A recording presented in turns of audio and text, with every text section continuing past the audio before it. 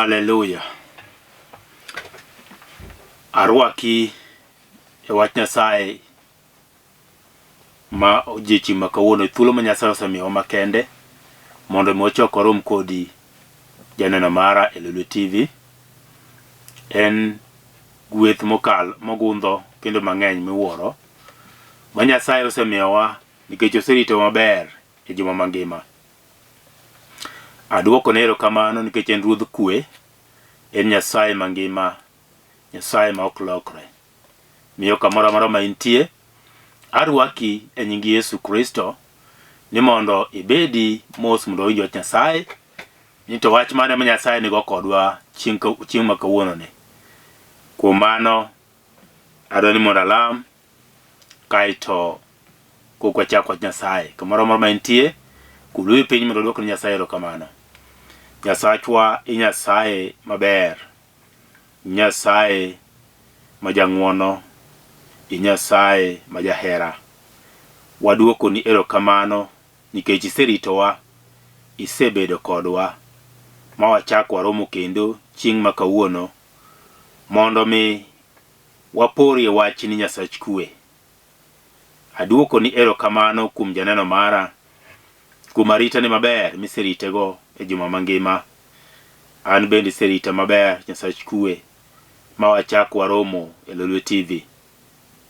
Alamo ni mondo gwethni Nyasaye mogundho, gwethni mimiyo joge ni mihero, bende iole Lolwe TV ka mondo mi ting'o Lolwe TV malo Nyasach kwe, kech ang'e ni in ema inyalo duto te. Onge matek manyalo tami mi akawo nyaka Lolwe TV kaachiel kod jotich duto te mantie Lolwe TV, kaachiel nyaka Sam mawuon Lolwe TV. Nyasaye mondo mi itelnegi kendo iritgi, kigwedhogi kendo ichikogi yore makare, kimedo ting'o Lolwe TV malo Nyasach kwe, to wana dhi mbele kwa mi duong' kendo kwa duoko ni erokamano. To duong' kod pak nodong' ni polo malo e nying Yesu majawar. Amen. Kamoro amora ma intie wach ni amen. Iluonga ni Pastor Sam Boyi. Pastor Sam Boyi ni en ja Ndhiwa, Homa Bay County. Awuok Ranganya School ei Kanyikela asembo kanyo, kata asembo Kanyikela modak Ndhiwa ka jaduong' Rufus Agola ma wuod Boyi. Aduoko ni Nyasaye erokamano kuom war mowarago, moketa thuolo mogonya, mopong'a nyaka gi Roho Maler. Miyo en Nyasach nyiseche. Aseneno gik mabeyo monyalo timo, asenene kuwuotho kod ji kendo omuko nyaka matek e kit ngima dhano. Miyo an janeno kuom gigo ma Nyasaye osetimo, kendo antie kod yie kuom gik ma Nyasaye nyalo timo. Miyo in bende kama intie, adwani bed kod yie ni Nyasaye nyalo timo gik matek ma dhano to ok nyal timo, ma kata rieko mar piny ok nyal, kata telo mag piny ok nyal. To Nyasaye no ema nyalo. Gech kama wachope sani, weche ng'eny ma ji dhi nyaka gi technology, to mago duto te ka ok en rieko ma Nyasaye momiyowa to ok ginyal bedo. To bende gin gik matin sana nyim Nyasaye, ma Nyasaye kojok ni muko kata rocho, to rocho gigo sa asaya to girumo. Gima duong' en ni mondo Nyasaye moket mbele kendo wamiye duong' ndalo duto, kwang'eyo ni en ema onyalo kendo en e wuon gimoro amora. Adwani mondo dhi wach Nyasaye, adwani somo buk mar Ezekiel 36 tabiro some kanyo nyaka 5, matin achiel nyaka 5. Momo wacho kama: kendo in wuod dhano, kor akora kiwacho ni gode mag Israel niya, un gode mag Israel, winjuru wach Jehova. Ruoth Nyasaye owacho kama: nikech wasigu osewacho marach kuomu niya, aha, kendo niya, kuonde lemo moting'ore machon gin mawa, wasemakogi. Emomiyo koro akora kiwacho, Ruoth Nyasaye owacho kama: nikech gisemiyou bedo gode ma ji onge, kendo giseluorou kuonde duto ni mondo ogendini modong' gikaw. Mi jomago mbaka gi twak mang'eny kuomu kendo ji gilando weche maricho kuomu. Emomiyo un gode mag Israel, winjuru wach Ruoth Nyasaye. Ruoth Nyasaye owacho kama ni gode madongo kod gode matindo, gi aore kod hohni, ni kuonde piny mowe kod mier madongo mowe, bende ma ogendini mokiewore kodgi oseyako ma gisebuono. Emomiyo Ruoth Nyasaye owacho kama: asewacho ka kwero ogendini modong' ka an gi higa mang'eny, ka kwero Edom duto mosewalo pinya mondo obed margi giwegi, ka gin gi mor ahinya chunygi, gi chuny mar jaro, mondo giyake ka gimosewe. Ruoth opake ahinya. Aduoko ne Ruoth Yesu erokamano kuom thuolo makende masani. Adwa wuoyo kuom gode moko matindo tindo, gode moko manyalo bedo kit ngima dhano.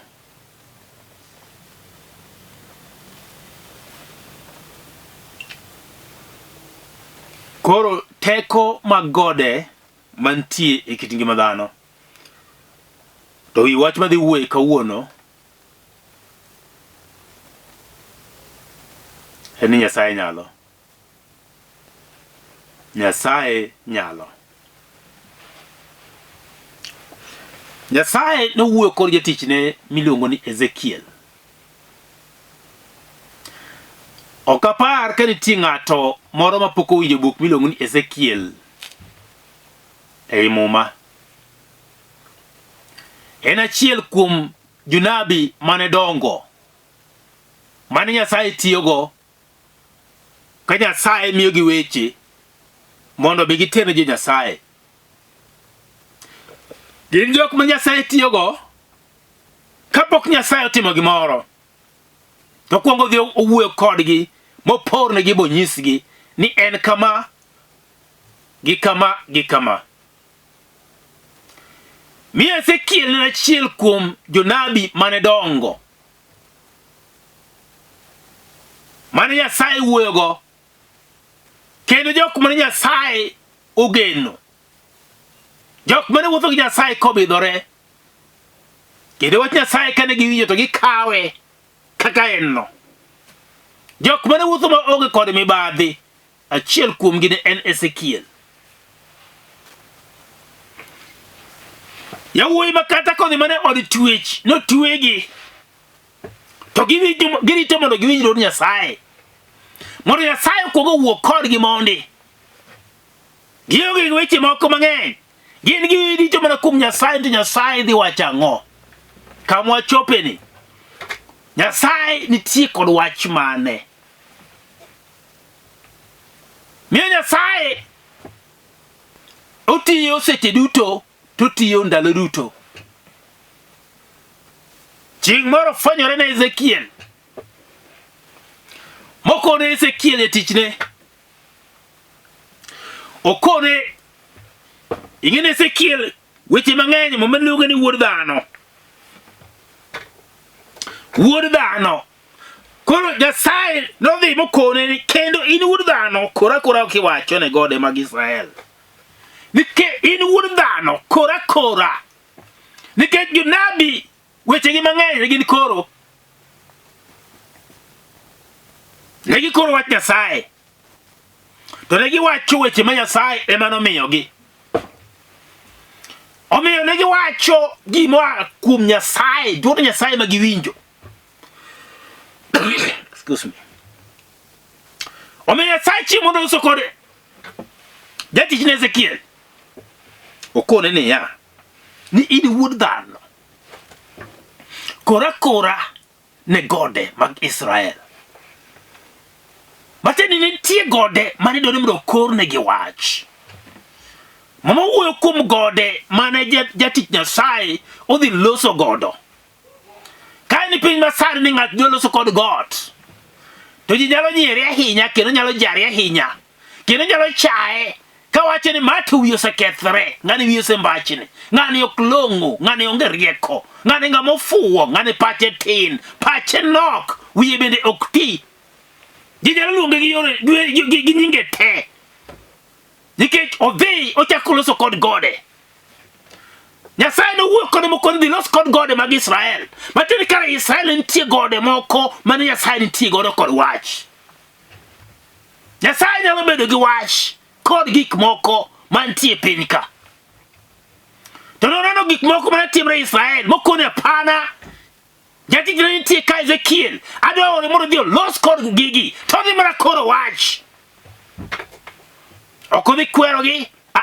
Odhi chi wach mwa kum Nyasaye. Ni Nyasaye wacho nang'o. Ni Nyasaye onena ng'o kum gik matimore. Okodhi dhi los. Dhi kor akora. Ne gode mag Israel. Kendo Nyasaye mi nyaka wach modhi wacho. Nikech koro no kibi koro ka wach mowuok dhogi. Wach mowuok dhogi China wach mikoro. Mije ti Nyasaye no dhi mokoro. Ne winjo ron Nyasaye ka Nyasaye wuoyo kode. To Nyasaye no se wuoyo kode higni mathoth. Nyasaye no se wuoyo gi Ezekiel. E gik mathoth kod gik mang'eny mane Ezekiel okale. Mane Nyasaye kode dhi wacho ni jogena. Dhi tim kama. Dhi wach kama. To gigo duto te gibiro to gitimore. Excuse me. Dhi kora ne gode mag Israel. Ti wacho ne gien un gode mag Israel. Winj wach Jehova. Kawuono ne nitie gik mang'eny mantie kit ngima dhano. Ma Nyasaye dondo wuo gode kit ngima ng'ato. Mwacho ni dhi kora ne gode mag Israel kiwacho ne ya. Ngeni ka mwadake ni. Muma wuoyo kuom gik moko miluongo ni gode. To muma wuoyo kuom gik moko miluongo ni hohni. Gode nitie kara piny masane wantie kod gode. Onge piny ma onge kod gode macha to got makama macha got makama to onge hohni. Miwacho ni makata koro ni piny. Samoro luong ni holo. Hohni nitie. To gode nitie. Te ngima dhano be nitie gik moko miluongo ni gode kaachiel kod hohni. Ma Nyasaye nyalo dwaro mondo mi owuo gode kit ngima ng'ato. Ng'eni mokwongo nying mar Israel ne en nying ng'ato. Ka Nyasaye nokawo nying mar jatichne Jakobo, to kono chakre kawuono aloko nyingi koro kibedo Jakobo, ibiro luongi ni Israel. To koro sane muma koro wuoyo kuom jok miluongo ni Israel. Ma Nyasaye oro wach kuom gi. To Nyasaye wacho dhi kone gode mag Israel. Kiwacho ne gik niya. Matiende Israel ni kare en dhano. Mane Nyasaye wuoyo godo. Ma od Jakobo. Mane Nyasaye oseyiero. Nyasaye koro wuoyo kone gi niya. Ni gode mantie maneno go. Adwaro mondo wach kama. Ng'ato nyalo paro Nyasaye noloso godo oganda. Nyasaye kane polo man to neno Jakobo. Oganda miluongo ni Israel ne kong'iye to oneno Jakobo maneno kanyo.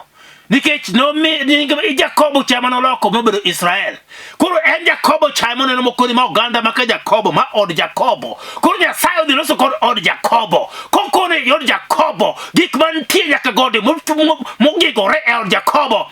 Koro Nyasaye oro jatichne ni dhi kode gode mag Israel. Got mane mantie kit ngimani kawuono miluongo ni Nyasaye owuo godo. Nyasaye nyalo wuoyo kod got moro amora mane kit ngima dhano. Nyasaye nyalo wuoyo kod gimoro amora moseting'ore malo e kit ngima dhano. Nyasaye nyalo wacho wachne machop nyaka ir ng'ato. Nyaka gik mosebedo matek e kit ngima dhano. Ginyalo mana wuok mana ka Nyasaye mowuoye. Ma Nyasaye wuone mowacho. Ne gik makamagi to kawuono ni giaka girum. Kawuono ni adwaro ni mondo adir kodgi. Kawuono ni adwaro ni mondo ginenre kendo. Kech Nyasaye nitie kod teko. Onyalo timo ma dhano ok nyal timo. Nyasaye ne manyalo timo. Onyalo muko nyaka madongo. Mosetamo nyaka dhano. Ing'eni rieko mag dhano nyalo rem. Teko mar dhano bende nyalo rem. Paro mar dhano bende nyalo rem. to kata mana rieko mag piny bende nyalo rem. Isewuotho marom nade kidwaro konyruok to pok iyudo. Ang'o momiyo konyruok no pok iyudo e gik mathagi kit ngimani? Ang'o momiyo konyruok no sebedo makuodhe piny ka piny kidhi to pok iyude nikech ang'o? Nikech nitiere gik moko ma kati wuoth michop kure to ok inyal yudo konyruok. Kati manyo mana gi yore mage to ok inyal yudo lokruok. Mak mana nyaka ichopi mibi nyaka e bwo msalaba mar Yesu Kristo. Mi kop kanyo mi gol wecheni matek e kit ngimani. Mi kone ni kawuono kama chopeni. Tayudo ka nitie kamogik.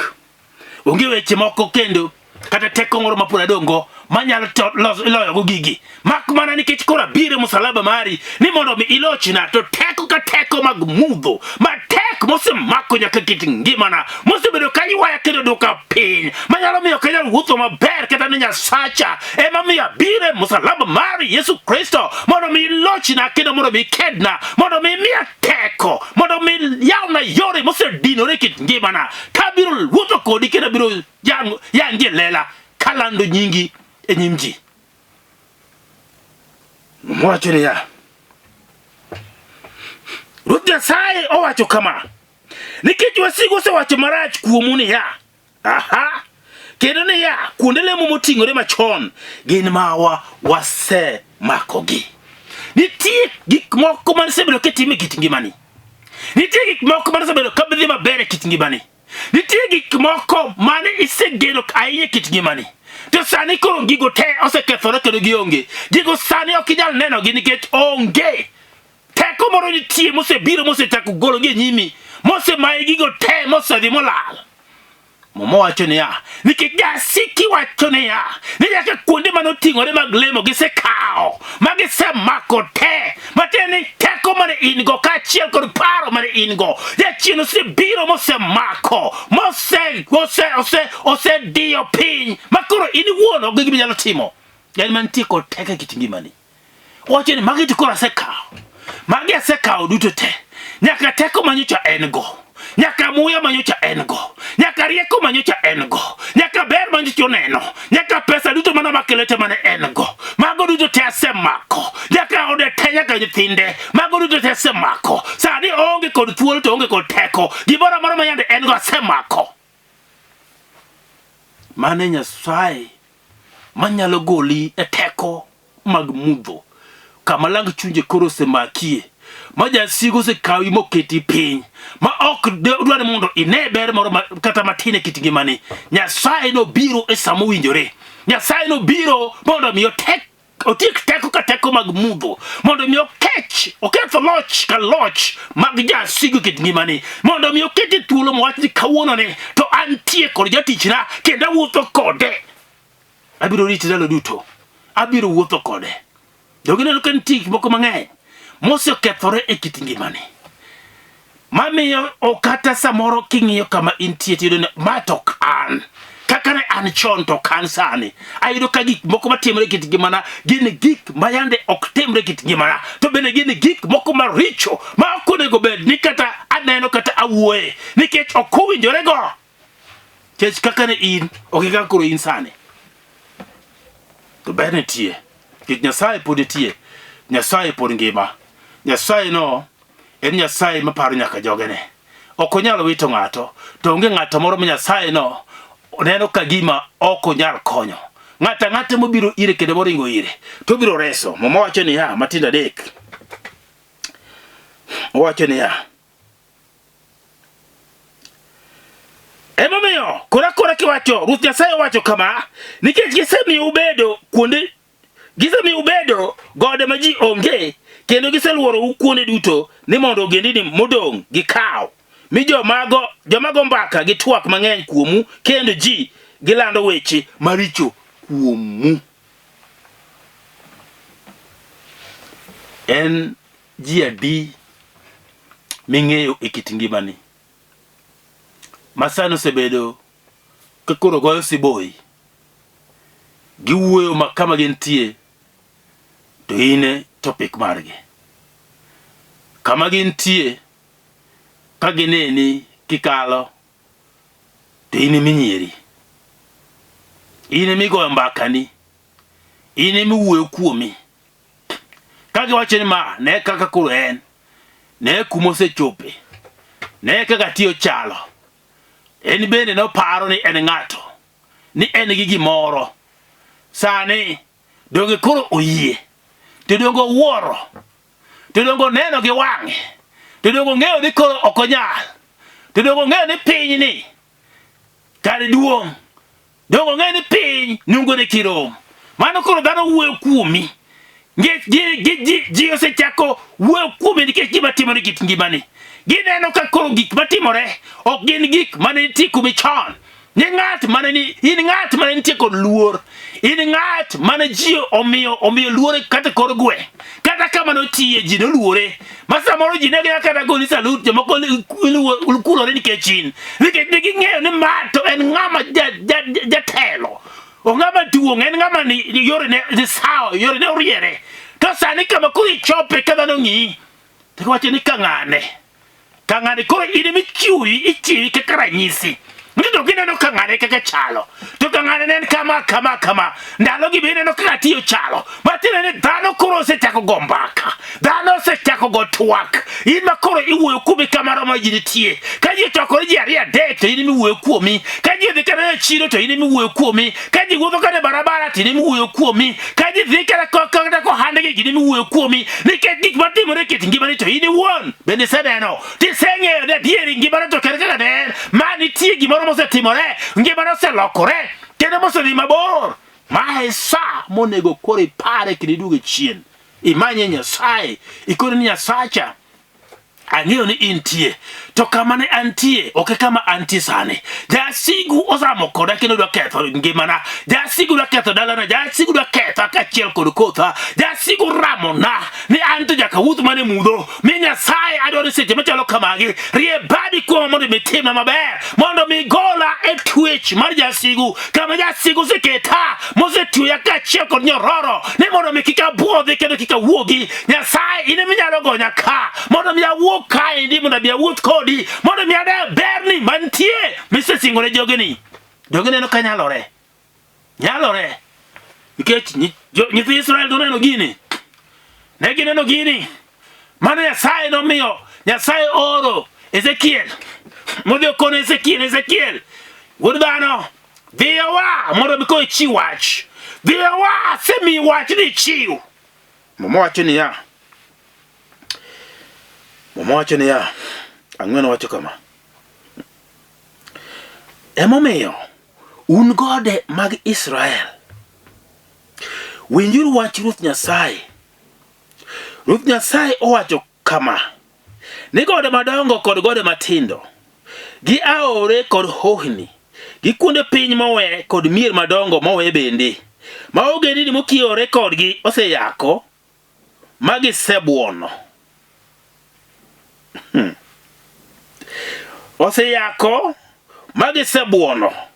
Wadhi abich matindo pat bimare wacho niya, ka gin gi mor ahinya e chunygi, gi chuny mar jaro, mondo giyake ka gimosewe. Mumaloso kuom gimoro ka ilong'ore gi sebuono. Dholuo wacho ni gisebuono. Ni ma ogendini mokiore kodgi oseyako magisebuono. Kaeto pat bi mar wes matinda bich wacho niya, na ka gin gimor ahinya e chunygi gi chuny mar jaro, mondo giyake ka gimosewe. Mama wuoyo kuom buono.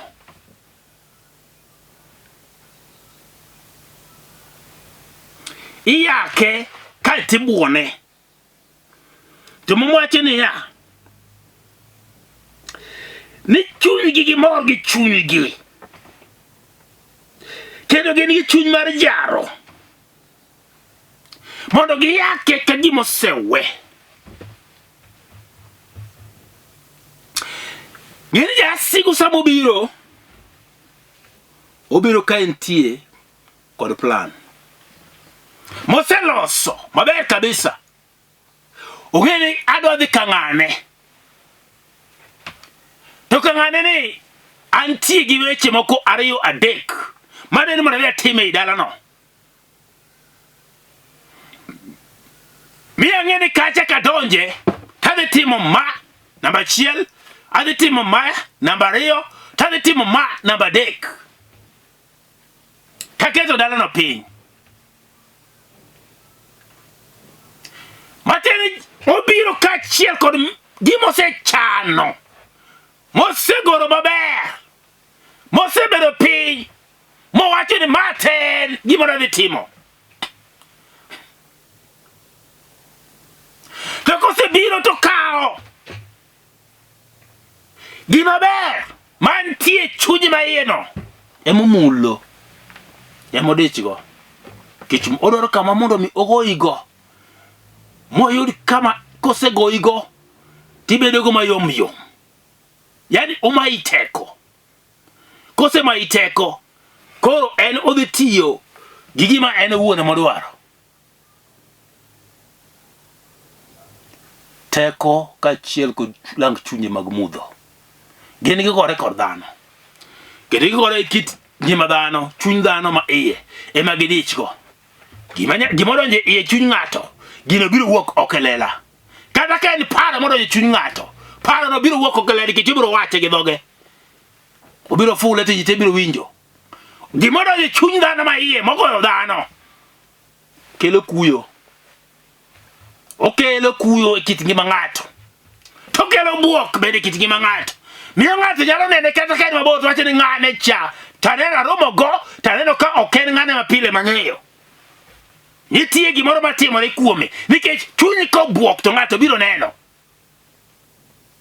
Gimoro kotimi to ng'ato biro neno kata kiwacho.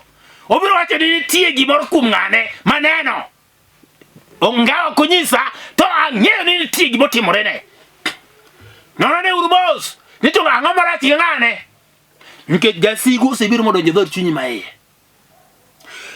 To momo wacho ni obiro buoni kendo gibiro yako. Kendo ka giseyako to gibiro nyiero kendo gibiro jaro. Matene jasigu kare nyalo timo ng'ato ma yande dhi maber ahinya, ng'ato ma yande long'o, ma yande dala ne obidhore kendo ochomo kuro, kare jasigu nyalo donje kod lweny mago dala no makethi make. Kato ji chako jaro dala no. Ji chako nyiero dala no. Na gimoro amora mantie dala no koro iyako. Bisene no ng'at moro mana nitie kod gik moko. Makoro kama koro chopo koro ji ma koro biro koro ndi gini adoro gi pesa makama. Nikech ging'e ng'ano kod teko. Ging'e no osetieko oserumo. Koro gimoro amora monyise to biro timo. Koro ne ng'ero magi gima kama to biro mi. Nikech oserumo. Jasigu ng'ama rach mokalo. Jasigu ng'ama nyaka tang'ne. Jasigu en ng'at makedo kod chunyi ma iye. Jasigu en ng'at ma okoero gimitimo. Miyo wach Nyasaye wacho kama. Wach Nyasaye wacho kama. Nitie gode kit ngimani. To gode go Nyasaye deno wuok kawuono. In got mane mantie kit ngimani. En got mar pesa. Nyasaye nyalo muke godno. Miyudi pesa nikech mowacho ni pesa kaachiel kod dhahabu gite gin mag Nyasaye. Onge matek manyalo tame. Ka en wach mar keny. Keny no Nyasaye wacho ni gimoseriwo kik ng'ato kethi. Onyalo riwo keny. Onyalo duoke kendo mochako bed motegno. Mochako moki mahere chak bed keny no. Bende ng'eni onge gima tek manyalo tamo Nyasaye. En tuo moro momako ng'ato. Tuo ma ok rum. Nyasaye nyalo tiko tuono kendo nyalo muke gi kukune oko te. Nikech en tiko teko. Mano got manyalo chungo chim anyim ng'ato. Gin nyithindo mosebedo ka thagi ei dala. Nyasaye nyalo mako nyithindo gi. Machak duogi kendo magibed joma ber. Kendo joma kare. Nikech Nyasaye en tiko teko. God ni Nyasaye nyalo muke kiti gimani kawuono. Ana mra lami kodi seche machalo kamagi. Mondo mi got ka got man tiki gimani. Nyasaye omuke mondo ibed kod kwe tine mbele. Kulwi kama intie mondo lam Nyasaye. Nyasachwa waduoko ni erokamano. Iber musiko manyaka chieng'. Asechiwo wach ni janeno mara. Nyasaye adwa lamone seche machalo kamagi. Ni gimoro amora mokale matek. Got moro amora mochung' e nyime. Nyasaye got ma jachien osekelo e nyime. Mochung' mamiyo ok onyal neno Nyasaye. Ok onyal neno ber mar Nyasaye. Ok onyal neno duong' mar Nyasaye.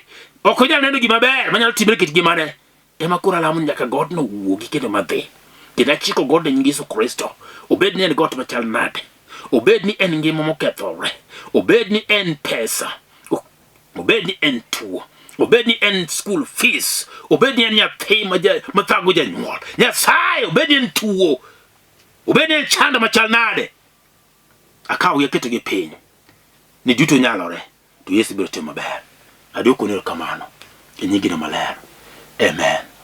Adalamo ng'ato kapok oyudo Yesu mondo yud Yesu nikech ang'amo war ok ber mondo metik wach Nyasaye ka ok alando ni Yesu wero kendo Yesu chango kendo Yesu keto thuolo. Kinyalo kawo Yesu mondo mi ine ber nikech ng'ato kod Yesu manyalo ber mo wuoyo kuom gine kendo yude mang'eny kendo mathoth mogundho. Koro miyo ber kod mondo iwuoth kod Yesu. Kidwa yudo Yesu wach ni Ruoth Yesu abiro iri war dhod chunya ajaricho golna richona kendo ng'wonna gol nyinga e kitabu mar tho to ndik nyinga e kitabu mar ngima to chakre kawuono anawuoth kodi kendo analuwi. Adwoko ni erokamano kuom war dhod chunya. Amen. Wach ni amen. Kilamo no many kanisa miyale injili maber mipuonjo Nyasaye motegno tidhiye tikone pastor ni pastor mono lemoni e TV Lolwe tiyudo warruok. Kionge kanisa taluongi e kanisa waka mantie Kangundo Road Worship Center, Cathedral of Praise mantie Njiru e dala mar Nairobi, Kangundo Road. Kamoro ne Ola petrol station ka Njiru kanyo. Bia kanisa kanyo katego simu namba nitie ka nyalo goyo 0722 944 623 kata 0731 495 873. Go namba go ti webro kata kawi mon kili nyaka kanisa. Duong kod pakoro Nyasaye polo malo. Erokamano. Shalom. Amen.